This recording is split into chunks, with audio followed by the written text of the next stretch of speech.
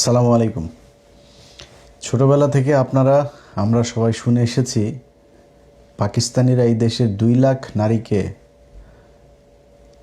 লাগিয়ে গিয়েছিল। সেই লাগানোর প্রেক্ষিতে যে সন্তান পয়দা হুয়া, তারা বড় হয়ে ছাত্রলীগ, যুবলীগ, আওয়ামী লীগ হুয়া, তার সাথে কিছু প্রথম আলো হুয়া, ডেইলি স্টার হুয়া, উদিচি হুয়া, ছায়ানট হুয়া, তারপরে প্রশিকা হুয়া, এই এটার নাম কি, সিপিবি হুয়া, এরকম অনেক হুয়া, প্রচুর হুয়া। ওরা একজন নারীকে 80 বার ধর্ষণ করেছে একদিনে। 80 বার একজন নারীকে ধর্ষণ করেছে, তাও মরে নেই, বেঁচে আছে। বিডি নিউজ 24 26 তারিখকে সামনে রেখে 25 তারিখে এই শালাকটা আমি চিনি না, 26 তারিখে এটা পাবলিশ করা হয়েছে। এই রাইটারে চিনি না আমি, সাংবাদিক এটা কলাম লিখেছে। তার নিউজের শিরোনাম হয়েছে 2 লাখ নয়, 4 লাখ নারীর সম্ভ্রমের বিনিময়ে পাওয়া স্বাধীনতা। 2 লাখে হয় নাই, এখন 4 লাখ বানাইছে। এতদিন প্রথম আলো, ডেইলি স্টার যা করতো, এখন প্রক্সি দিচ্ছে কয়েকটা পত্রিকা, এর মধ্যে বিডি নিউজ 24, তারপর ওইদিকে আসে হলো আপনার বিজনেস স্ট্যান্ডার্ড। এই মালিকগুলির চিনা রাখতেছি, সময় হলে বোঝা যাবে। তারপরে আরও কিছু আছে, এদিকে 71 সময় টম, এগুলো তো আছে, কিন্তু একটু ঝিমায় আছে আর কি, বিএনপির চাপে একটু ঝিমায় আছে। বাট এরা সময় আসলে কিন্তু বিএনপিরও ছাড়বে না, এটা মনে রাখেন। সবার আগে বিএনপিরই ধরবে, এদের তো আমরা চেহারা সবাই চিনি। তো এই নিউজটাতে 4 লাখ নারীর কথা বলা হয়েছে। আমরা নিউজটা একটু শুরু করে তারপরে আমি খুব গুরুত্বপূর্ণ আলোচনা করব। সেখানে বলেছে 71-এ ধর্ষণের, আচ্ছা, কুমিল্লা কারাগারে বন্দি পাকিস্তানি এক কর্মকর্তার সাক্ষাৎকার নিয়েছিলেন অস্ট্রেলিয়ান ডাক্তার জিওফ্রে ডেভিস। সে কর্মকর্তা ডেভিসকে বলেছিল, বুঝেন, কুমিল্লা কারাগারে একজন পাকিস্তানি কর্মকর্তা, কিসের কর্মকর্তা নাই, নাম নাই, কিচ্ছু নাই, অস্ট্রেলিয়ান ডাক্তার জিওফ্রে ডেভিস। সবাই চিনেন না এই ডাক্তাররে? সবাই, পৃথিবীর সব মানুষ চিনে, এই কারণে ওনারা আলাদা করে কিছু বলা লাগে নাই। এই ডাক্তার বিশাল পরিচিত এক ডাক্তার, সেই ডাক্তারের সূত্র মারফত এই কলাম লেখা হয়েছে। সেখানে বলেছেন সেই কর্মকর্তাকে ওই ডাক্তার জিজ্ঞেস করেছিলেন, তখন সেই কর্মকর্তা তাকে জিজ্ঞেস করেছিল, সব পাকিস্তানি সৈন্যরা মনে করত ধর্ষণ জায়েজ। তারা টিক্কা খানের কাছ থেকে এ বিষয়ে স্পষ্ট নির্দেশ পেয়েছিল যে যত পারো ধর্ষণ করো, যেহেতু একজন ভালো মুসলমান কখনো তার বাবার বিরুদ্ধে লড়বে না, ফলে যত বেশি সম্ভব বাংলাদেশি নারীদেরকে গর্ভবতী করো। এ থেকে একটা গোটা প্রজন্ম জন্মাবে যাদের শরীরে বইবে পশ্চিম পাকিস্তানিদের রক্ত। এই ছিল ধর্ষণের পেছনে পাকিস্তানি সৈন্যদের মনস্তত্ত্ব। তার গলায় ছিল অবহেলার সুর। যুদ্ধে তো অনেক কিছুই হয়, আমরা কি এমন করেছি? মুক্তিযুদ্ধ শুরু হওয়ার কিছুদিন পর দেখা গেল পাকিস্তানি সেনাবাহিনী অথবা তাদের দোসর রাজাকার আলবদরের হাতে ধর্ষণের শিকার হয়ে হাজার হাজার নারী গর্ভবতী হয়ে পড়েছেন। সেগুলি এখন চাকরি করে বিডি নিউজ 24-এ, প্রথম আলো, ডেইলি স্টারে, এগুলি চাকরি করে। এখন পরিবার ছেড়ে দিয়েছে তাদের, হয়ে পড়েছেন স্বামী পরিত্যক্তা। ভুলে গেলে চলবে না, গল্পটা 54 বছর আগের। শিক্ষা দীক্ষার বলে তেমন কিছুই ছিল না তখন। কোনো নারী গর্ভের সন্তান রাখতে চান না, আবার অধিকাংশই ফেলে দিতে চান। অধিকাংশই ফেলে দিতে চান। আবার কারো গর্ভের সন্তানের বয়স হয়ে উঠেছে 7 থেকে 8 মাস, ফলে শারীরিক যন্ত্রণার চেয়ে মানসিক যন্ত্রণাটা গভীর। সে সময় হাসপাতালে গর্ভপাত অবৈধ ছিল, বিধায় কেউ ঝুঁকি নিতে রাজি ছিল না। এরকম সময়ে ইন্টারন্যাশনাল প্ল্যান্ড ব্রাদারহুড, ইউএনএফপিএ এবং বিশ্ব স্বাস্থ্য সংস্থা এগিয়ে আসলো। তারা বিখ্যাত অস্ট্রেলীয় চিকিৎসক জিওফ্রে ডেভিসকে বাংলাদেশে নিয়ে আসার ব্যবস্থা করলো। ডেভিস গর্ভপাত বিষয়ক বিশেষজ্ঞ ছিলেন। বিশেষ করে মনে রাখেন, বিশেষ করে 7 মাস বয়সী ভ্রূণের গর্ভপাত বিষয়ে বিশেষ প্রশিক্ষণ ছিল তার। যারা ডাক্তার, আমি তো সন্তানের বাবা, সো আমি এইটুকু অন্তত বুঝি যে 7 মাস বয়সী একটা বাচ্চাকে গর্ভপাত করানোর বিশেষ কৌশলী ডাক্তার 1971 সালে ছিল। এগুলি যদি কোনো গাইনি ডাক্তার শোনে, সুইসাইড করে মারা যাবে সে। তারপরে শুরুর দিকে ডেভিসকে কেউ সাহায্য করতে চাচ্ছিল না, সবাই ভয় পাচ্ছিল। এরপরে তিনি হঠাৎ করেই বাংলাদেশের প্রবাসী সরকারের সহায়তায় তাদের চিঠি দিয়ে তারপরে অথরিটি দেয়। কিছুদিন যেতেই শত শত মেয়ে আসতে শুরু করলো তার কাছে, যাদের সবার গর্বে যুদ্ধ শিশু। ডেভিস একা হাঁপিয়ে উঠলেন। এত নারী ধর্ষণের শিকার হয়েছে যে তার একার পক্ষে সামাল দেওয়া মুশকিল। তিনি একটা বুদ্ধি বের করলেন, ঢাকা ও ঢাকার বাইরের স্বাস্থ্যকর্মীদেরকে প্রশিক্ষণ দেওয়া শুরু করলেন। একই সঙ্গে গর্ভপাতের কাজও চলতে থাকলো। এক শহরে কাজ শেষ হলে আরেক শহরে চলে যান তারা। ঢাকায় প্রতিদিন গড়ে 100 মেয়ের গর্ভপাত করেছে তার টিম। বুঝছেন, ঢাকায় প্রতিদিন গড়ে তার টিম 100 করেছে। ঢাকার বাইরেও এই সংখ্যাটা কাছাকাছি। প্রক্রিয়া তেমন কঠিন ছিল না। ধর্ষণের শিকার নারীরা এসে একটা কাগজে সই করে দিতেন। সে কাগজ কই?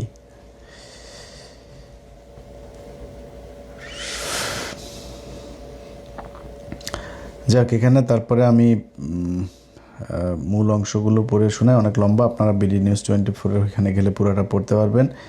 তিনি বলেছিলেন, পাকিস্তানিরা প্রথমে বোমা মেরে চরম নৈরাজ্য সৃষ্টি করত। এরপর সেখানে সব মানুষেরা জড়ো করা হতো। নিতান্ত শিশু বাদে বাকিদেরকে আলাদা করে ফেলা হতো। আওয়ামী লীগ ও পূর্ব পাকিস্তান সরকারের সঙ্গে জড়িত সবাইকে গুলি করে মারা হতো। তারপর মেয়েদেরকে একটা জায়গায় রেখে দেওয়া হতো, ইচ্ছামতো ব্যবহার করতো তারা। কথায় আছে, ডাক্তার ও উকিলের কাছে কিছু লুকাতে নেই। ডাক্তার হওয়ার সুবাদে নিপীড়নের শিকার হওয়া অসংখ্য নারীর কেস স্টাডি ছিল তার কাছে।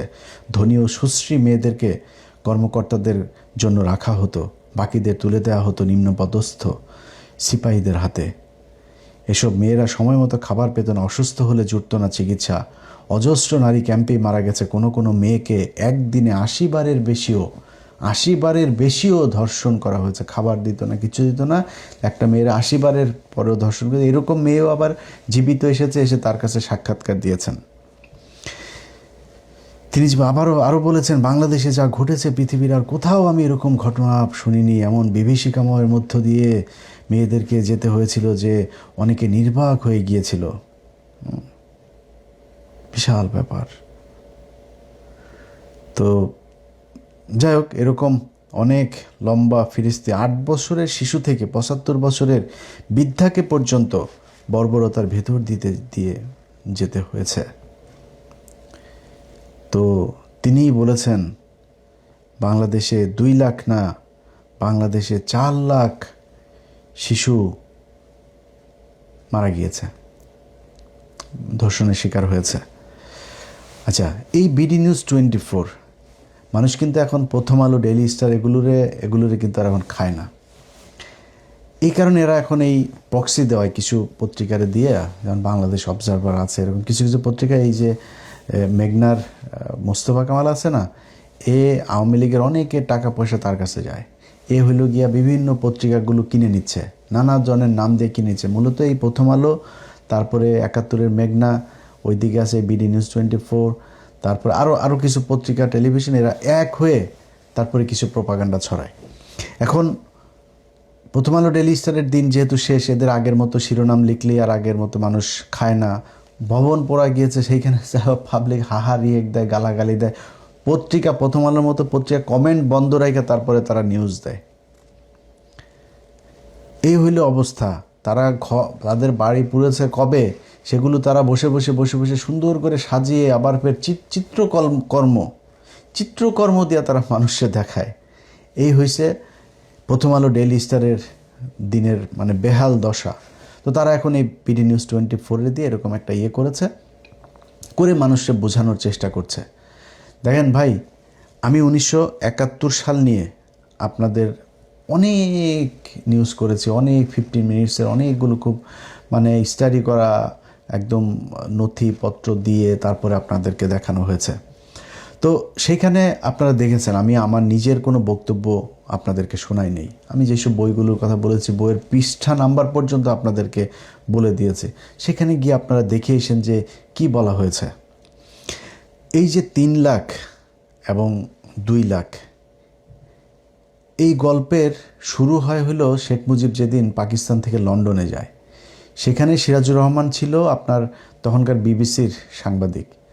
তো তখন তো সাংবাদিক অত ছিল না, এবং এই ধরনের সাংবাদিক তো তখন বিশালভাবে সবাই চিনে, বিশাল সম্মানিত সাংবাদিক।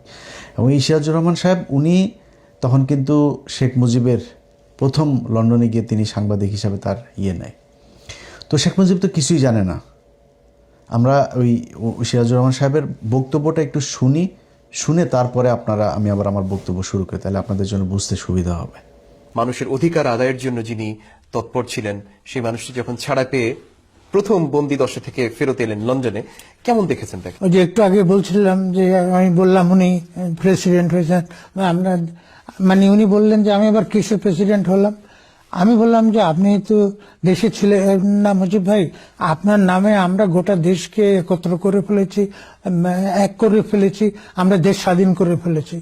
ইতিমধ্যে আরো লোকজন এলেন, জাকারিয়া খান চৌধুরী এলেন, তারপরে প্রফেসর সুরাইয়া খানম এলেন, এসে ওনাকে পা ছুঁয়ে সালাম করলেন। তো উনি সকলকে কেমন আছিস কেমন আছিস, উনি বললেন যে মুক্তিযুদ্ধ হলো কিভাবে হলো। তারপরে আমি বললাম যে কিভাবে হলো, উনি বললেন যে কত লোক মারা গেছে রে। আমি বললাম যে মারা গেছে তো কোনো হিসাব কেউ করেন নাই, তবে বিভিন্ন মিডিয়া থেকে ওই যে বিদেশি পত্রিকাগুলো যাচ্ছে, ভারতীয় সাংবাদিকরা খবর দিচ্ছেন, সব মিলে আমরা এখানে যে আন্দোলন করছি, আবু সাইদ চৌধুরীকেও আমরা বলেছি, সেই আমরা সাংবাদিকদের মোটামুটি বলেছি এই পর্যন্ত প্রায় 3 লাখ বাংলাদেশি মারা গেছে। যাই হোক, পরে উনি বলেছিলেন ডেভিড ফ্রস্টকে 3 মিলিয়ন। আমার মনে হয় যে লাখে এবং মিলিয়নে উনি তো একটু উদ্ভ্রান্ত ছিলেন, একটু ভ্যাবলা গোছের ছিলেন প্রায় বলতে গেলে। কেন কোন দিকে তাকাচ্ছেন কি ভাবছেন বোঝা যাচ্ছিল না।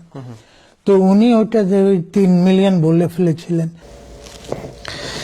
দেখেন, সিরাজুর রহমান সাহেব নিজে স্বীকার করেন, তখনকার মানে প্রত্যক্ষদর্শী তিনি বলছেন যে এই 3 লাখকে সে 3 মিলিয়ন বানিয়ে, 3 লাখ এটা বিশাল বড় সংখ্যা, বিশাল বড়। 3 লাখ মানুষ যদি মারা যেয়ে থাকে তাহলে এটা বিশাল বড়। শেখ মুজিব জীবিত থাকা অবস্থায়, সরকার প্রধান থাকা অবস্থায়, স্বাধীন দেশে তিনি একটা কমিশন তৈরি করেছিলেন। সেই কমিশন সব মিলায় লোক পেয়েছিল 7-8 হাজার মানুষ মারা গিয়েছে। তিনি বলেছেন কমিশন বাদ দে, তাইলে এগুলি করেন নাই তিনি, আর এটা নিয়ে কোনো কাজ করে যান নাই। এখন আমাদের সামনে যেই চ্যালেঞ্জ, ধরেন আমি যে কথা আপনাকে বলছি, আমি তো অনেক উগ্র কথাবার্তা আমার মুখ দিয়ে বের হয়, আমি ধরেন মানে সবসময় নিজের মেজাজ কন্ট্রোল রাখতে পারি না, আমার দোষ আছে, আমার কথা আপনার বিশ্বাস করার দরকার নেই। আবার আমি কিন্তু বায়াসও হইতে পারি, আমি কট্টর জামাতের লোক হইতে পারি, কট্টর বিএনপির লোক হইতে পারি, কট্টর আওয়ামী বিরোধী, ইন্ডিয়া বিরোধী হইতে পারে, পাকিস্তানের পক্ষের লোক হইতে পারি, পাকিস্তানের এজেন্ট হইতে পারি না অনেক কিছু। আমার কথা বিশ্বাস করার দরকার নাই। আপনি নিজে প্রশ্ন করবেন যে বাংলাদেশে 30 লাখ মানুষ মারা গিয়েছে, 30 লাখ মানুষ যদি মারা যায়, 68,000 গ্রাম, এই 68,000 গ্রামেরে আপনি যদি 30 লাখ দিয়া ভাগ দেন, তাহলে প্রায় 45 জন করে মানুষ এক গ্রামে মারা যাবে। 2 লাখ নারীকে যদি ধর্ষণ করা হয়, 68,000কে দিয়ে যদি আপনি ভাগ দেন, এক এক গ্রামে 3 জন করে নারী পড়বে। আপনারা আমি একজন বিবেকবান, যার মস্তিষ্ক ঠিক আছে, পাগল না, উন্মাদ না, শিশু না, তাদের সবার কাছে আমি প্রশ্ন করলাম, ভাই কার গ্রামে 45 জন মানুষ মারা গিয়েছে আর কার গ্রামে 3 জন করে নারী? আপনি না, আপনি একজন মানুষ। এখন তো সোশ্যাল মিডিয়ার যুগ, আপনার বন্ধু আছে সিলেটে, যার বাড়ি তার বরিশালের রংপুরের আছে, রংপুরের চিটাগাংয়ের আছে না, আপনি সবাই জিজ্ঞেস করেন, আপনার ফেসবুকে পোস্ট করবেন যে ভাই কার কার গ্রামে, মানে অনেকে এখন আবার বলে যে যারা ধর্ষিত হয়েছে তাদেরকে বলা যায় না, আরে বাংলাদেশের এমন মাখি আছে সে কিনা টাকা নিয়ে, আমি আমার 21 টিভির খবর জানি, আমাদের 21 টিভিতে এক মাগি ছিল, মুশফিকা নাজনীন। এই 12 ভাতারিরে জিনিস ভালো ছিল না, কারণ অবশ্য ওই কাজ করার লোক ছিল না তেমন, কিন্তু গণজাগরণ মঞ্চের বিশাল কর্মী। এই মাগিটা লোকের টাকা দিয়া, আমরা তো একই প্যানেলে কাজ করতে গিয়েছি, আমি প্যানেলে গিয়েছি, ওইখানে দেখছি যে ওই প্যানেলে রেকর্ড হচ্ছে ক্যাসেট। তখন দেখি যে এক মহিলা বক্তব্য দিচ্ছে, সম্ভবত ওই যে ইয়েদের ওই দিকের মেজর সুমনদের বাড়ি কোথায়, ওই যে হবিগঞ্জের ওইদিকে, হবিগঞ্জের ওইখানকার একটা মহিলা সে বক্তা, এবং সে খুব বিখ্যাত আপনার বীরাঙ্গনা, সবাই চিনে, প্রতি বছর তার করে, তো করে তারপরে আবার ওই সাংবাদিক আবার এই টাকাটা দিচ্ছে, তো ক্যামেরা অন ছিল, এসে যে খালা নেন, আর এই যেভাবে দিচ্ছেন এইভাবেই সবাই দিয়েন। এটা 2011-12 সালের কথা। আমি কিন্তু ভাই এই গণজাগরণ মঞ্চ যদি বাংলাদেশে না হইতো আর আমি নিজের চোখে না দেখতাম, আমি কিন্তু হাফ আওয়ামী লীগ থাকতাম সারা জীবন।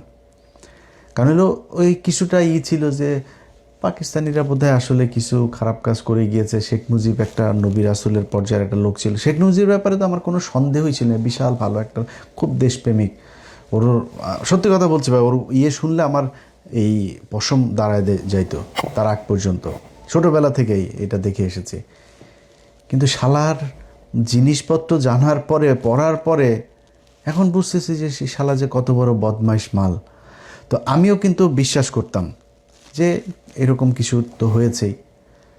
এখন আপনারা জিজ্ঞেস করলাম, আপনার যত মানুষ আছে আপনি ফেসবুকে পোস্ট করবেন, করে তারপরে সবাইকে জিজ্ঞেস করবেন যে ভাই কার কার গ্রামে কতজন নারী ধর্ষণ হয়েছে আর কতজন মানুষ মারা গিয়েছে, একটু কমেন্ট করে জানান। এটা তো আপনার জন্য খুব কঠিন কিছু না, তো আপনার ঘরে ঘরে যা জিজ্ঞেস করতে হবে না। আপনার সবার ফেসবুক আইডি আছে, পেজ আছে, পরিচিত একজনের পেজ আছে, সবারই বলেন, প্রথম আলোরে বলেন, ডেইলি স্টার বলেন, এই বিডি নিউজ 24-এ বলেন যে তুই বেটা পোস্ট কর, আমরা একটু দেখতে চাই যে সারা বাংলাদেশ থেকে কত মানুষই করে। কেউ আজ পর্যন্ত করে নাই এই জরিপ, কোনো সরকার করে নাই। কারণ কি? এটা ভারত করতে দেয় নাই, তাই করে নাই। আমি বাংলা এডিশনকে আমরা একটা কাজ শুরু করেছিলাম, তো সে কাজ এখনও চলছে আমাদের।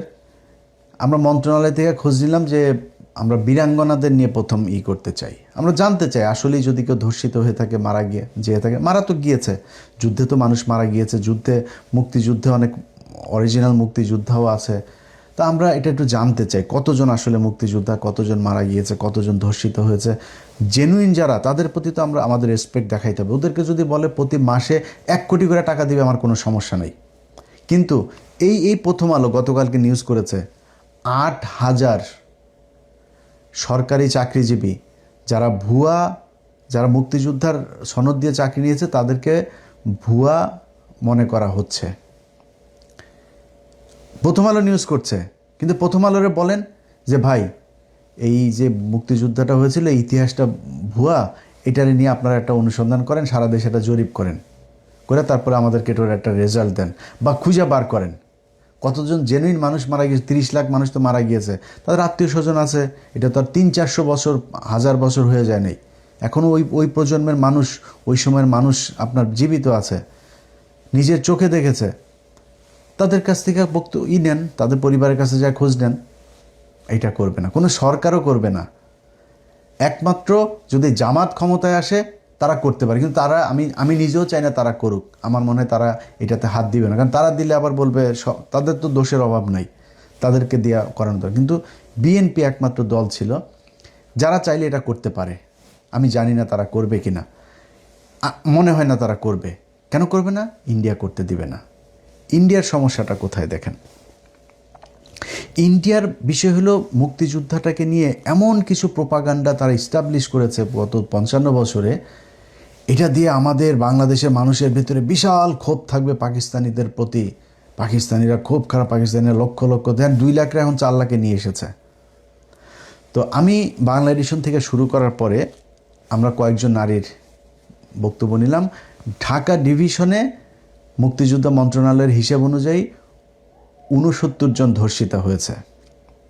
সারা বাংলাদেশে ধর্ষণের শিকার হইল, বীরাঙ্গনা হইল 523 জন। কতজন? 523 জন। আমরা যেটা ছোটবেলা থেকে শুনেছি 2 লক্ষ মা বোনের সেটা মেরে তারপরে পাকিস্তানিরা এই করছে, শুনছি না এগুলো শুনে এসেছি। কেউ তো হয় না, এই কারণে বকাটা দিলাম, আমাকে ও গায়ে নিয়েন না। যদি হয়ে থাকে, কেউ যদি পেয়ে থাকেন আমার জানায়েন, আমি তার রেসপেক্ট জানাবো। আমি প্রয়োজনে মানে এটার জন্য সারা জীবন তার জন্য আমার ইনকামের একটা অংশ আমি তারে দিয়ে দিব, যে সে দেশের জন্য সে এই সম্ভ্রম হারিয়েছে, যদি কেউ থেকে থাকে। যত তারকা বীরাঙ্গনা দেখেন না, ওইটা আরও বেশি চাউরা দেখবেন। বাংলা এডিশন ঢাকা ডিভিশনের 69 জনের পাইল। মুক্তিযোদ্ধা মন্ত্রণালয়ের হিসাব অনুযায়ী ঢাকা বিভাগে 69 জন ধর্ষিত হয়েছে। আমরা সব জায়গায় গেলাম, একজন নারীকে পাইলাম, সে বিখ্যাত বীরাঙ্গনা, বিখ্যাত, সবাই চেনে তারে, একদম এলাকায় যা বলার সাথে সাথে আমাদের টিম গিয়েছে, চিনে ফেলেছে। তার বক্তব্যটা একটু শুনি যে সে কত বড় মাপের একটা বীরাঙ্গনা ছিল। চলেন। আমার নাম শেখ ফাতেমা আলী। পাক শাকের কাজ করতাম। তখন বললো যে কে কোন কাজ করতে পারবি বল। আমি কে ভাই, আমি একটা বিস্ফোরণ তৈরি করি যুদ্ধের মধ্যেই। তখন আমি কি করলাম, একটা পাঁচফোড়ন তৈরি করলাম, কিছু ছাই, তামুকের ফাঁকি, মরিচের ফাঁকি দিয়ে ছোট্ট ছোট্ট করে গোল্লা বানাইয়া এক একজনের হাতে দিতাম। অনেক মানুষ ছিল, এদেরকে হাতে দিতাম, ওরা গাছের আগায় আগায় থাকতো। যখন ওইটা যে তখন পড়তো, তখন ওরা আসলে পরা মারলে পরা ওকে নাক মুখ চোখ মুখ কানা হয়ে যেত গা। তখন ওদের অস্ত্র মস্ত্র আমরা চিনে এনে মুক্তিযোদ্ধাদেরকে দিতাম। বহু অপারেশন করছি আমরা নিজের হাতে, না হইলে কমসে কম আমার এই হাত দেয়, না হইলে 2 থেকে 500 আমি মারছি। আমি 11 জনের জীবিত অবস্থায় তাদের পুরুষঙ্গ কেটে লেছিলাম কাঁচি দিয়া, বব কাঁচি দিয়ে কাইটটা আমি টাকি মাছের মতন শুটকি দিছিলাম। চিন্তা করছেন কত বড় মাপের একজন মুক্তিযোদ্ধা, 300-400-500 আর্মিরে সে একলা মেরে ফেলছে। তার উপরে আবার 13টার নুনু কাইটা শুটকি বানায় রাখছে, আবার বিস্ফোরণ বানিয়েছে, আটা ময়দা সুজি দিয়ে হালুয়া তো বিস্ফোরণ বানিয়েছে। ওই বিস্ফোরণ দিয়ে 400-500 আর্মি মেরেছে সে। এই মহিলারে দেখে আজকে 2026 সাল, 1971 সালে যুদ্ধ হয়েছে, ওইদিকে 30, এদিকে 26, 56 বছর। ওই সময় যদি কেউ ধর্ষিতা হইতে হয়, ধর্ষিত ধরেন 3 বছরের মেয়েও তো ধর্ষিত হয় এখন, আমরা অ্যাবসেন্ট ফাইল দেখেছি, তো এরকম অনেক কিছু তো দেখি দুনিয়ায় হইতে পারে। কিন্তু অ্যাটলিস্ট তার তো ধরেন এই মানুষ যদি মারতে, সে যেটা বলছে বিস্ফোরণ বানিয়েছে, আবার 500-রে মেরেছে, আবার নুনু কেটেছে 13 জন, এইটা যদি করতে হয়, ধর্ষিত 3 বছরের 1 বছরের মেয়ে হইতে পারে, কিন্তু এইটা যদি হইতে হয় তার বয়স মিনিমাম 15 ছিল, মিনিমাম। তাহলে ওইদিকে 15 হইতে হবে, আর এই যে 30 আর এদিকে হলো 26, 56 আর 15 যদি হয়, তাহলে ধরেন 70 বছর তার বয়স। এই মহিলারা দেখে কি আপনাদের 70 বছর মনে হয়েছে? আমাদেরও মনে হয় নাই। তার কাছে আমরা তার ভোটার আইডি কার্ড চেয়েছিলাম। আপনার তো জাতীয় নিবন্ধন পত্র ইয়েটা আছে, কার্ডটা, ওইটা একটু দেন। দেখেন সেই কার্ড দেওয়ার পরে তার বয়স কত দাঁড়ায়। 1950 সালে আমার জন্মগ্রহণ। আমি 1971 সনে, তখন আমার বয়স 20 থেকে 22। এই ঠিক করতে যে কত দেরি, আজকে 7 বছর ধরে আমি ঘুরতেছি। সে 13 জনের নুনু কাটছে, তার উপরে আবার 400 মানুষের বিস্ফোরণ বানায় মেরে ফেলছে। আরেক মাগির কাছে যায়, বীরাঙ্গনা মাগি, এ গোপালগঞ্জের। এর হইল গিয়া আওয়ামী লীগের লোকই ওইখানে বক্তব্য দিচ্ছে, তার প্রতিবেশী কয় ভাই ওই তো 71-এ ওর জন্মই হয় নাই, 71-এ জন্ম হয় নাই, ও পরে আওয়ামী লীগ নেতাদের সাথে ঢাকায় গিয়া খেলে, ওই লোক এটাই বলছে, ও যে খেলাধুলা করে তারপরে ও এই বীরাঙ্গনার কার্ড নিছে, মাসে মাসে 20,000 টাকা করে পায়। শুনেন। এখন তো সব ভুয়ো হয়েছে, আছে কিনা তা তো জানি না। ওর নাম লো এইটা হেলে না, ওই যে মুক্তিযোদ্ধার চার দোকানদার যে মহিলা, ও কি বীরাঙ্গনা নাকি? 71 সালে ওর জন্ম হইতো হয়নি। ওরা কি পরে কি বীরাঙ্গনা বানায় রাখছে? ওরে বানায় রাখছে, ওই যে কয়জন নেতারা ওরে ঢাকা নিয়ে খেলাই টেলাইয়া ওই ইয়ে করছে। আর আরও এক জায়গায় শুনেন, এই কেরানীগঞ্জে, ঢাকার পাশেই এক মহিলার নাম দিয়েছে, গ্রামের নাম দিয়েছে। মহিলা তো নাই রে ভাই, ওইরকম ওই নামে, ওই পৃথিবীতে ওই নামে কোনো গ্রাম নাই। ওই এলাকার ইউনিয়ন চেয়ারম্যান যিনি, এলাকার মানুষ সবার কাছে জিজ্ঞেস করে আমরা খুব চেষ্টা করেছি তারা খুঁজে বার করতে।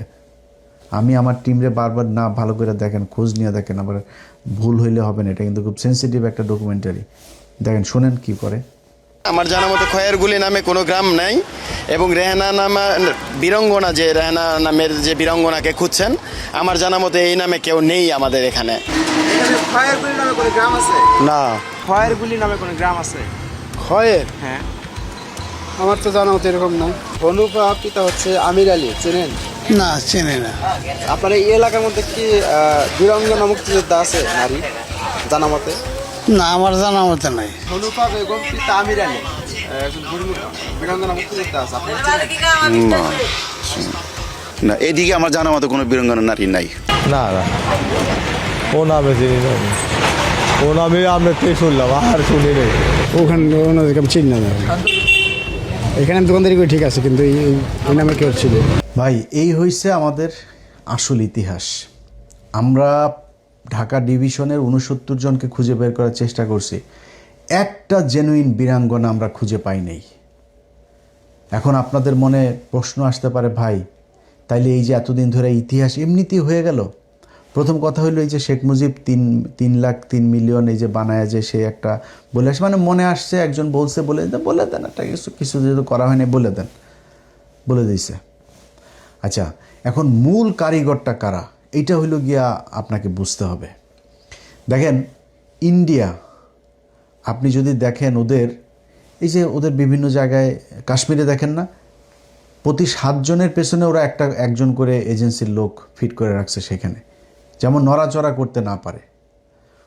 ওদের মিডিয়া কি পরিমাণে মিথ্যা কথা বলে এটা তো আপনারা দেখেছেন, এখন তো দেখছেন কিভাবে মিথ্যা কথা ওরা বলে।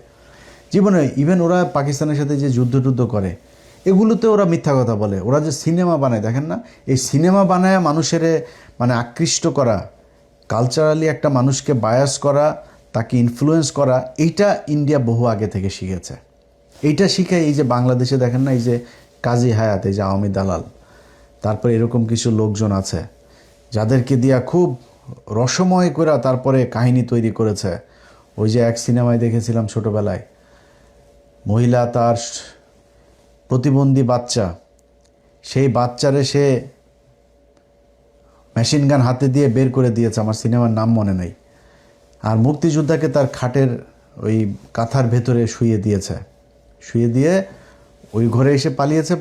পাকিস্তানি মিলিটারি পেছনে দৌড়ে এসছে, আসার পর ওর হাতে মেশিন গান দিয়েছে, প্রতিবন্ধী ছেলের হাতেও বের হয়েছে, সাথে ওরে গুলি করে ঝাঁঝরা করে তুই চলে গিয়েছে পাকিস্তানি। মানে দেখতে তো খুব চোখের মধুর লাগে। আরে বাবা কি, আরে ভাই কান্নাও করছি, এইগুলো দেখে কান্না করছি। কি সুন্দরভাবে আপনাকে বুঝাইছে ভাই। এই ভারত আমাদেরকে এইভাবে পাকিস্তানের সাথে একটা খারাপ সম্পর্ক তৈরি করে রাখার জন্য এই কাজগুলো করেছে। পাকিস্তানকে কিছু হইলেই বলা হয় পাকিস্তান আমাদেরকে বঞ্চিত করেছে, নিগৃহণের আমাদের 23 বছরের ইতিহাস, এরকম বক্তব্য শোনেন না? এই যে বক্তব্য, এই বক্তব্যগুলো ভারতের তৈরি। পাকিস্তান আমাদেরকে বিশাল আকারের বঞ্চনার শিকার করেছে। পাকিস্তানের যে কটা মিল, কল, কারখানা যা দিয়ে গিয়েছিল সব কটা এই স্বাধীন 55 বছরে আমরা আস্তে আস্তে সব বন্ধ করে দিয়েছি। এটাই হচ্ছে আমাদের বঞ্চনার পরে এখন উন্নত জীবন, বীরের জাতি আমরা এখন। এই পাকিস্তানের সাথে ধরেন কিছু এই কয়দিন আগে দেখলাম ওই যে ফজা পাগলা, এই শালা ভুয়া মুক্তিযোদ্ধা আরেকটা। এই ভুয়া মুক্তিযোদ্ধা ওই দিন বলতেছে আমাদেরকে সেনাবাহিনীতে যেতে দেয় নাই আমাদেরকে। শালা তুই সেনাবাহিনী হইতে পারবি? তো সেনাবাহিনী হওয়ার ক্ষমতা আছে, তুই কেমনে হবি সেনাবাহিনী?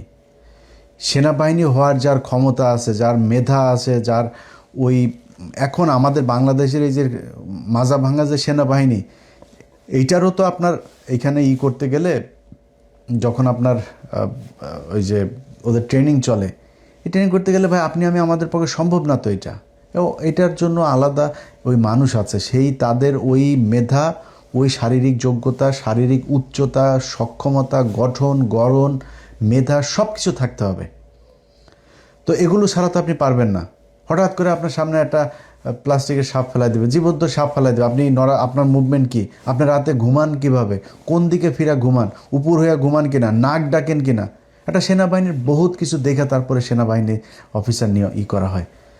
তার যে ট্রেনিং, এই ট্রেনিং আপনাকে করার জন্য শারীরিকভাবে সক্ষম হইতে হবে, নাহলে তো আপনার দিবে না। তো পাকিস্তানের কি বাংলাদেশের কেউ সেনাবাহিনী হয় নাই? জিয়াউর রহমান সেনাবাহিনী হয়নি, মেজর জলিল সেনাবাহিনীতে যোগ দেয় নাই। বাংলাদেশের সেনাবাহিনীতে তখন কেউ ছিল না, যে মুক্তিযুদ্ধে যারা এসেছিল তারা সবই তো বাংলাদেশের সেনাবাহিনী। তো তারা হয় নাই, তারা কেমনে হইল? কিভাবে তারা করলো?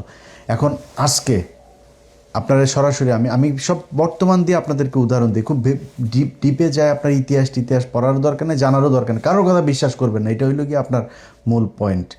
এইটা কারোর কথা বিশ্বাস না করে আমার কথাগুলো শুনে আপনি নিজের পরীক্ষা করবেন। ধরেন আজকে বাংলাদেশ পাকিস্তান আবার ফের এক হইল, কথার কথা হয়ে তারপরে মনে করেন বলল এখন এক হয়ে গেলে বাংলাদেশ আর পাকিস্তানের যে ক্রিকেট টিম, এই ক্রিকেট টিমটা কি হবে? এক হবে না, তখন তো এক দল হবে। এক দল যখন হবে, এখন যদি আপনি বলেন যে পাকিস্তানের টিমের থেকে বাংলাদেশ টিমের, এখন তো তাও বাংলাদেশ টিমের অবস্থা তাও তুলনামূলক ভালো আছে। আজ থেকে 10 বছর আগেও যদি হিসাব করি, যদি বলা হয়তো পাকিস্তান আর বাংলাদেশ মিলে একটা টিম বানানো হবে, তো বাংলাদেশের কয়জন চান্স পাইতো? সর্বোচ্চ সাকিব আল হাসান চান্স পাইতো, আর কি একজনও ছিল বাংলাদেশে যে কিনা, ইভেন এখনও আপনি কতজন পাকিস্তান দলে যা চান্স পাবেন? পাকিস্তানের এই ইয়ে নিয়ে এখনও রাজনীতি, ওরা তো রাজনীতি করে ওদের জীবনের বহুত দেশেরও ক্ষতি হয়েছে, ওদের এই রাজনৈতিক যে দ্বন্দ্ব এগুলো নিয়ে ওদের নিজেদের প্লেয়াররাই বলে ওদের ভেতরে এখনও রাজনীতি চলে। সেই রাজনীতি করতে গিয়েও পাকিস্তানের এখনকার যে দলটা আছে সেই দলের সাথে বাংলাদেশের কয়জন গিয়ে সেখানে টের পাবে? ভাই ওরা দেখতে, ওরা আমাদের চাইতে যোগ্যতা, শিক্ষাগত যোগ্যতা, আপনি পৃথিবীর যেই প্রান্তে যে আছেন, আমি আমার আমেরিকার খবর জানি, আমরা কোন জায়গায় আছি আর পাকিস্তানিরা কোন জায়গায় আছে সেটা একটা বাঙালিরে জিজ্ঞেস করেন, একটা আওয়ামী লীগের লোকেরা যাই জিজ্ঞেস করেন যে ভাই পাকিস্তানের লোকজন আমেরিকায় কি করে ওরা? ভাই ওরা যদি চুরিও করে খুব স্মার্টলি, আমাদের যাতে বহু বড় চুরি করবে। তো পাকিস্তানের লোকের সাথে এখন আপনি যদি দেন যে ওরা যা যেরকম ছিল ওইটার মধ্যে আমাদের লোক অর্ধেক দিতে হবে, অর্ধেক না, তোরা তো দেশ হিসাবে করেছে, তো সেই হিসাবে আপনারা হয় নাই তো। তারপরেও ধরেন তর্কের খাতিরে ধরলাম পাকিস্তানিরা স্বজন প্রীতি করেছে। আচ্ছা আমার দেশের আজকে 55 বছর বয়স হইল, আপনি এখন ঘুষ ছাড়া চাকরি পান তো, তাই না?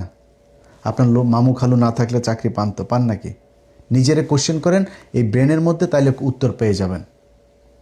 সো এই জিনিসগুলো দিয়ে আমাদেরকে যদি নাকি বলা হয় দুই দেশ আলাদা হয়ে যাইতে হবে, আলাদা হয়ে গিয়েছে, যুদ্ধ শুরু হয়ে গিয়েছে, ভাই তাহলে তো বাংলাদেশ প্রতিদিন আলাদা হবে, এক ভাগে, ময়মনসিংহ একদিকে যাবে, খুলনা আরেকদিকে যাবে, সিলেট আরেকদিকে যাবে, সব আলাদা হয়ে যাবে, কেউ থাকবে না।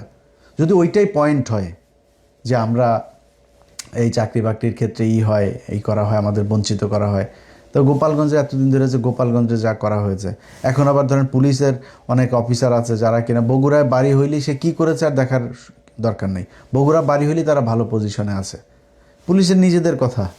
তো এটা তো ভাই হচ্ছে, আগেও হয়েছে। এখন আমাদের মূল পয়েন্টটা হচ্ছে যে বাংলাদেশ পাকিস্তানের থেকে আলাদা হয়েছে। পাকিস্তানের সাথে 1971 না হইলে 81 হইতো না, 91 হইতো না, 26 হইতোই। এত দূরে দুইটা দেশ একসাথে জীবনও থাকতো না, আমি নিজেও চাইতাম না যে থাকুক, আলাদা হয়ে যাইতো। আলাদা হওয়ার পরে এখন আমার কি দরকার ভাই, সেটা হলো মূল কোশ্চেন। এই ইন্ডিয়ার এই 2 লাখ আর 30 লাখ মা বোনের এই বালছাল এগুলি ধনপন এগুলি যদি শুনা, ভাই আমার কথা ভালো না লাগলে আপনি জরিপ করেন, আপনিও এটা অনুসন্ধান করেন। আপনার বিএনপিরও তো এখন আমাদের কথা ভালো লাগে না, বিএনপিরে বলবো বিএনপি করুক, তার রাষ্ট্রীয় ক্ষমতায়, তার মন্ত্রণালয় আছে আলাদা একটা, করেন আপনি, করে তারপরে করেন। এটা করবেন না, এটা করবেন না কেন? এটা করবেন না কারণ হইছে এইটা নিয়েই রাজনীতি করতে হবে, এটা না থাকলে আর রাজনীতি থাকবে না, যে কারণে তারা এই নিয়ে রাজনীতি করে। আর ইন্ডিয়া ওইখানে এই মুক্তিযোদ্ধার বাল দিয়া 2 পাকিস্তানের মানুষের মধ্যে মনে করেন এই যে মানে তাদের দা কুমড়ো সম্পর্ক, সেই 1971 সাল থেকে এই 2024 সাল পর্যন্ত এটা চালিয়ে রেখেছে। এই ধনফোন 71-এর এই বাল দিয়া বাংলাদেশের মানুষের আলাদা করা যাবে না। আমরা এক, পাকিস্তানের মানুষ মুসলমান, আমরা মুসলমান ভাই ভাই। আমার দরকারে সে আসবে, তার দরকারে আমরা যাব, তাদের সাথে আমার সর্বোচ্চ ভালো একটা সম্পর্ক থাকবে। আজকে পাকিস্তানের আমরা মনে করি যে পাকিস্তানে মনে খালি কিছু মসজিদের মধ্যে বোম টোম পড়ে থাকে, এটাই পাকিস্তানে যায়েন, পাকিস্তানের যেসব ব্লগাররা গেছে তাদের কাছে, এখন পাকিস্তানের শত শত মানুষ ওইখানে ট্রিটমেন্টের জন্য যায়, আন্তর্জাতিক মানের হসপিটাল রয়েছে তাদের, করাচি, লাহোর, এইসব জায়গায় যায়েন। কি হসপিটাল আপনি গুগলে সার্চ দেন, তাদের যেই আপনার আমাদের বুয়েটের মতো তাদের ওইখানে যেই মানের বিশ্ববিদ্যালয় আছে, ভাই তারা আমাদের যেই 23 বছরে বিশাল নিবৃত করে গিয়েছে বলা হয় না, এই 23 বছরে এই যে বুয়েট যা দেখেন এই পাকিস্তান করে দিয়ে গিয়েছিল সেইটাই করে খাচ্ছে এখনও। এই যে আজকের আর্মির যে না আর্মির আমাদের যে ডিওএইচএস আছে না, এরা কি সুন্দর করে বাসা এইটাও পাকিস্তানের করা। পাকিস্তানের ওইটার নাম হলো DHA, আমাদের এটার নাম দিয়েছে DOHS। এই যে মিলিটারি হাসপাতাল, এই হাসপাতালগুলো তাদের আইডিয়া, তারা করছে এগুলো। তাদের যেই ভালো ভালো জিনিসগুলো সেইটার উপরে বেস করে এখনও দেশটা টিকে আছে, এর বাইরে কিচ্ছু করতে পারেন নাই। পাকিস্তানের সাথে আমাদের কোনো সমস্যা নাই, এবং পাকিস্তান যে এই যে 71 এই কাজগুলি করে নাই, এটা এই যারা বলে যে BD News 24, তারপরে যে প্রথম আলো, ডেইলি স্টার, টেলিস্টার যা যা আছে, এরা যে বলে না, এরাও কিন্তু জানে এটা যে বানানো। আপনি তার এই যে BD News 24 এই নিউজটা ভালো করে পড়লে দেখবেন যে রসালো এক উপন্যাস, সে একদম ভুয়া মিথ্যা কথা। 7 মাসের বাচ্চারা বলে গর্ভপাতের আবার বিশেষজ্ঞ সে ওই সময়ের। তো এই মিথ্যা কথাগুলো তারা কেন বলে? এগুলো বলার পিছনে একটা বিশাল স্বার্থগত কারণ আছে। এই নিজেদের স্বার্থ নিয়েই তারা বাংলাদেশের বিরুদ্ধে গিয়ে ভারতের হয়ে কাজ করে, কারণ ভারত কিছু টুলস তারা বাংলাদেশে রেখেছে। এই যে উদিসি, তারপরে ছায়ানট, সাংস্কৃতিক, তারপরে এই যে এদিকে পত্রিকা, প্রথম আলো, ডেইলি স্টার, BD News 24, এরকম বিভিন্ন জায়গায় আপনার কি বলে চাকরিজীবী, পেশাজীবী, এরকম বহু জায়গায় তারা ইন্টেলিজেন্সের ভেতরে তাদের লোক তারা রেখে দিয়েছে। তাদের কাজ হলো খালি গুতাগুতি করে খালি পাকিস্তানের সাথে সম্পর্কটা খারাপ রাখবি। তোরা বাঙালি এনে পিসা মারবো, তোরে কিচ্ছু বলতে পারবে না। পাকিস্তানের কাছে যাইতে খাউমাউ করে কানতে যাইতে পারবে না। পাকিস্তান যেন তোরা সাহায্য করতে না আসে, তোর সাথে পাকিস্তানের সম্পর্ক ওই রকম বানায় রাখবো, এইটা ভারত চায়। যেই কারণে আমাদের এই লোকগুলো এরকম করে। এগুলো কারা কারা করে, কেন করে, এটা পরের ভিডিওতে আপনাদেরকে আমি জানাবো। আজকের ভিডিও অনেক বড় হয়ে যাচ্ছে, যে কারণে ওই আলোচনায় আজকে গেলাম না। তবে এই যে কাজগুলো করে, এগুলোর পেছনে কিন্তু তাদের একটা বিশাল উদ্দেশ্য নিয়ে তারা খুব সুনির্দিষ্টভাবে আপনাদের সাথে ব্রেন গেম খেলে। এই ব্রেন গেম খেলার বাংলাদেশে 2024 সালের যে বিপ্লব হয়েছে, এই বিপ্লব এই খেলা শেষ করার জন্য হয়েছে। পাকিস্তানের সাথে আমাদের সম্পর্ক ভালো রাখতে হবে। এটা পাকিস্তানের জন্য না, বাংলাদেশের জন্য পাকিস্তানের সাথে আমাদের সম্পর্ক ভালো রাখতে হবে। যার যার সাথে দরকার হয়, আমাদের একমাত্র শত্রু ইন্ডিয়া, এটা মাথায় রাখতে হবে।